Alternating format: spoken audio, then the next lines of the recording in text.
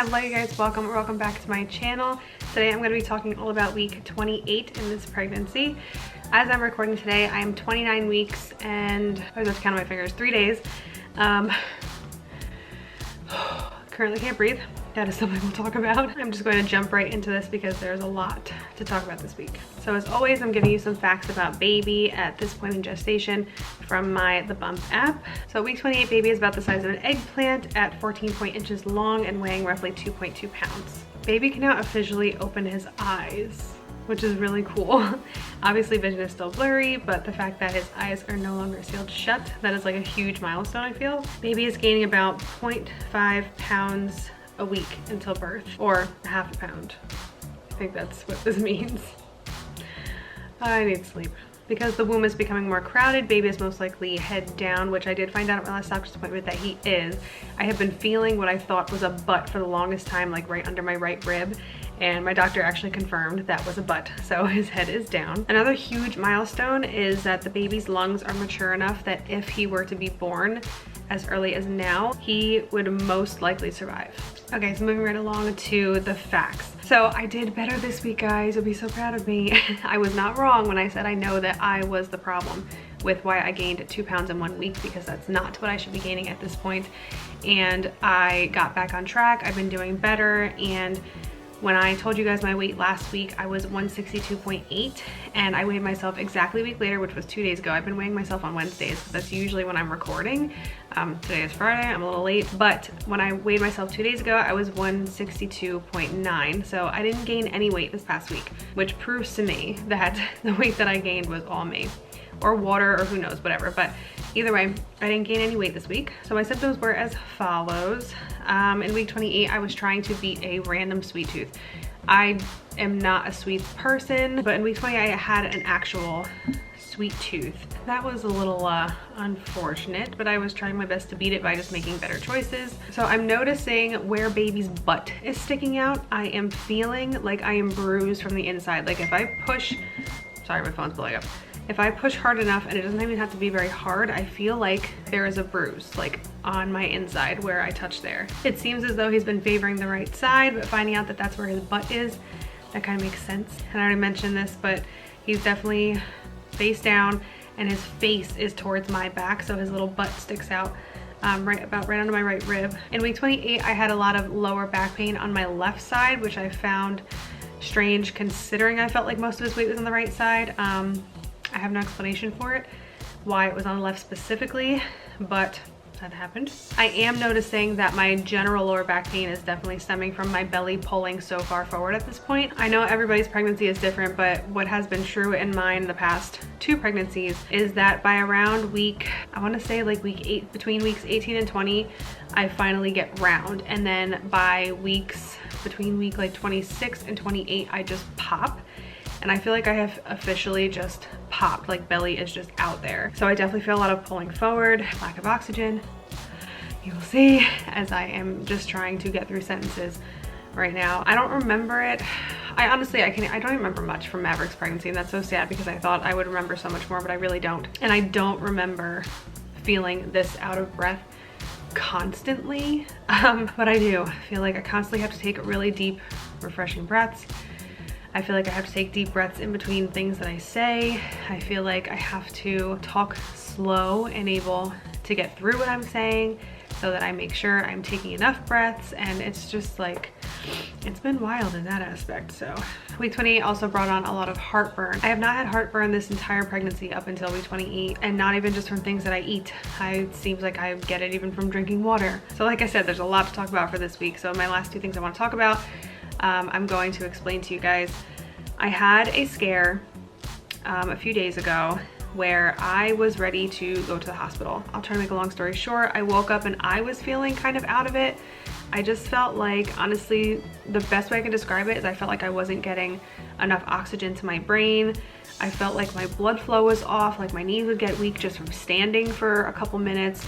And honestly, I was writing it off all day as either he's pushing up against my lungs, so I'm probably not getting enough oxygen, or I was diagnosed hypoglycemic in my first pregnancy, late in pregnancy, and that caused me to lose my breath and get dizzy and things like that. Not that I felt dizzy at all, but this was just stuff that I was trying to write it off as. And I went about my day normally. I just kind of fought through it. I was very uncomfortable throughout the day feeling that way. But then the end of the night came and I had a scare because this child is so active all the time. Like, I swear, even when he's sleeping, he moves. I can tell the differences of when he's up. As mom, you can tell that. So just in a general sense, I can tell when he's up. I can tell when he's like playing. I can tell when he wants me to move because the way I'm sitting makes him uncomfortable, all that stuff. So this particular day, the same day that I was feeling off, later that day, I noticed he was not moving very much at all. His movements were very stagnant, which is not like him. And for, I want to say, a good hour, he didn't move at all except for a couple times, and they were really, really slow, just very out of character for him. So I almost went to the hospital. Honestly, at this point, I really wish that I would have, and I didn't. Thankfully, nothing was wrong. I have a fetal Doppler at home, so I monitored him for like 15 straight minutes on there, and he was fine after I ate and drank, and like, I don't know, apparently, according to my doctor, you know, he just slept a little longer that day. But even she assured me to, you know, if I ever have any doubts or questions, to just go. And me, just because of the person that I am, I was like kind of afraid to go in because I didn't want to seem like I was being dramatic. I know now that just not to take the risk, and thank God nothing was wrong. But for future reference, and for anybody else who feels the same way as I do, like almost felt silly going in, like if there was nothing wrong, don't ever think of it that way. You're mom, you know how your baby is. At this point in pregnancy, your baby pretty much has a schedule and a personality that only you know.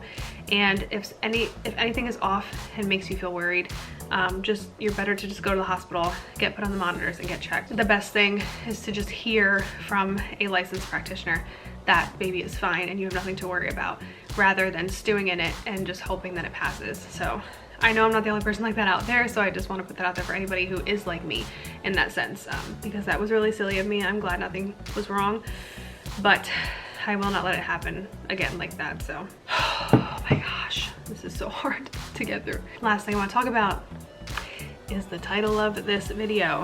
I failed my 1-hour glucose test. So basically what that means right now is nothing. Every hospital apparently is different in the country, and it's so messed up how things are not like uniform when it comes to this stuff. But however, anyway, my hospital wants to see the range for the glucose reading. I don't know what exactly it's reading. All I know is the number I'm given. They want it to be at a 135 or less. After the 1-hour glucose test, which you do not fast for. I didn't fast for. I ate a normal breakfast and drank my coffee that morning and everything, and then went in for this glucose test, and I failed by 10 points. I was at a 145, which is not awful, but it's failing. It's not 135 or less. And the way it was told to me when I was told that I did fail was that my levels were slightly elevated. That was the exact wording that she used. So they recommend that I come in for a 3-hour test, which I already cried about it enough. I'm not gonna get emotional about it. There's no point in getting upset, obviously. I'm just hormonal. And it was just really unfortunate. I actually got the call yesterday on my birthday that I failed my glucose test, and I have to come in for the 3-hour one, which is just gonna be awful. But anyway, good news is because my levels were only slightly elevated, it's probably likely that I will pass the 3-hour one. And basically the difference is, this one I have to fast for. I will go in first thing in the morning. They will draw my blood and have a reading as a fasted blood reading. And then I will drink this awful drink again. And I don't mean awful as in taste, I just am not a fan of it. I will drink this drink again. After 1 hour, they will draw my blood. After 2 hours, they will draw more blood. And after 3 hours, they will draw more blood. And then I'll be done. And basically what they want to see is 2 out of 3 of those readings to be a passing reading. Obviously, if all 3 are, that's great.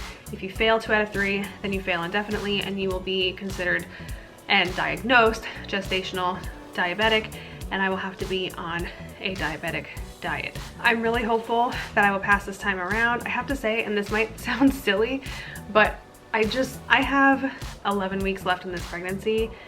God willing, I make it to 40 weeks.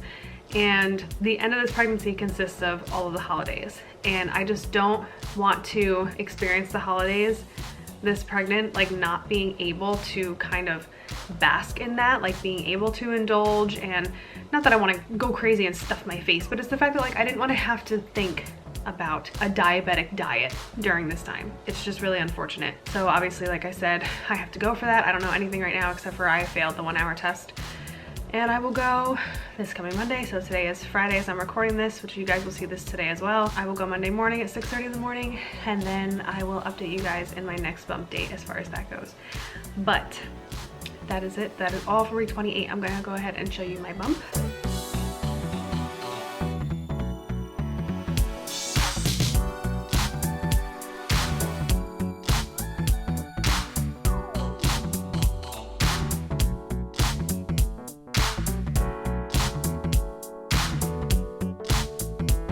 I know I keep saying this, but I'm working on the name reveal. I actually have to put something together with baby boy's name for the baby shower that I'm having. That is going to kind of be a part of how I reveal, which I'm going to be doing as soon as humanly possible.